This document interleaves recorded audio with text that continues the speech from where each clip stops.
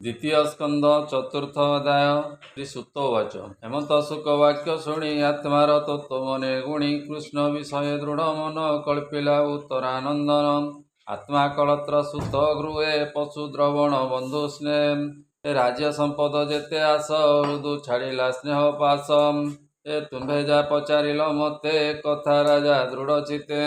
नक भाव जानिबारे श्रद्धा बढ़िला निर्विकारे आत्मा निधन मने स्मरी वेद वचन अनुसरी न विषय दृढ़ चित्ते निश्चय कर परीक्षिते राजवाच सुख तुम्भर वचन कृष्णर जेते गुण कर्म जहा शुणते पाप हरे पवित्र वाय अभ्यंतरे पुणी पचारे तस चिते भमुनि कहिब निश्चिते से हरि आत्मा माया बळे सृष्टि संचिले सयळे नूर सर्जिला संसार अन्य देवଙ୍କୁ अगोचर कथा जानिबार पाई भमुनि पुणी पुणी पुछई से बहु शक्ति मंत्र हरे जे काले जेवा शक्ति धरे जेमते ब्रह्मा विष्णुर क्रीडन करे दामोदर विध रूप ए जगते जेमते करे क्रीड़ा अर्थे अद्भुत कर्म ए ताहार के करि पारिब गोचर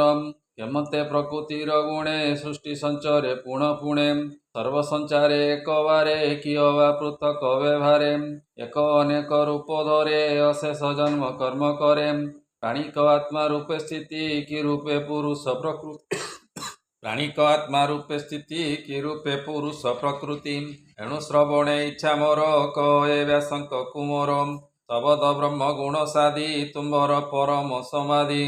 वचम शुणी सानंद व्यास सुत हरिचरणे देहि चित आनंदे चिंती नारायण कहती परीक्षित शुण कवचम ए नमस्ते परम पुरुष शेष घटे जे प्रकाश लीला बहरे सृष्टि करे पाळीन पुणिता संहारे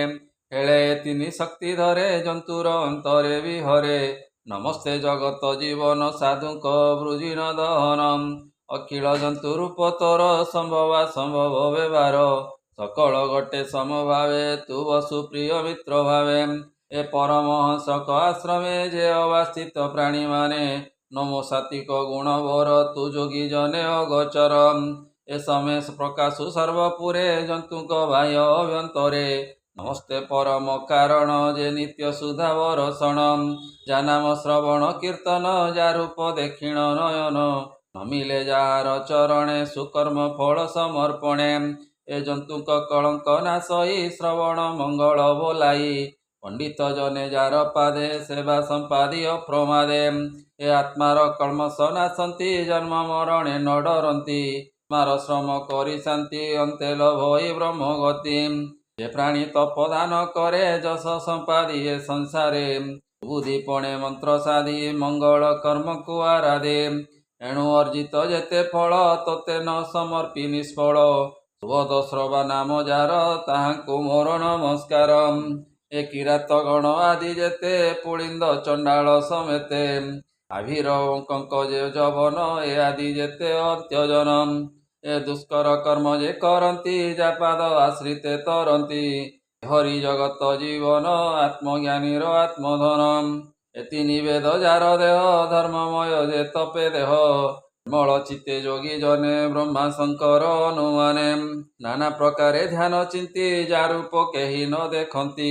लक्ष्मीपति यज्ञपति यादव वंशपति गति ए जार अंत मध्य स्थिति यादव गण जहा चिंती जार चरण ध्यान बळे निश्चल सुनिष्ठुर जळे ए बुद्धि की प्रक्षालन करी जा चिंतन्ति ब्रह्मचारी सत्य वचने मुनि जुथे सेवंती जार पाद गते ए जार आज्ञा परमाणे भारती आसी तत्क्षणे प्रकाशी कल्प आदि काले ब्रह्मार हृदय कमले ए सृष्टि विषय लीन हेला मुखे गायत्री उच्चारिला पृथिवी आदि पंचभूते जंतु भिआई ए जगते ए जंतुक हृदय कमले जार शयन सुख भोळे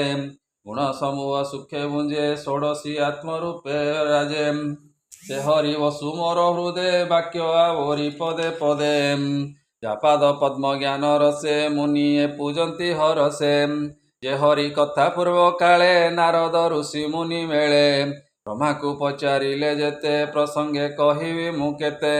कहि दास जगन्नाथ द्वितीय स्कंदे भागवत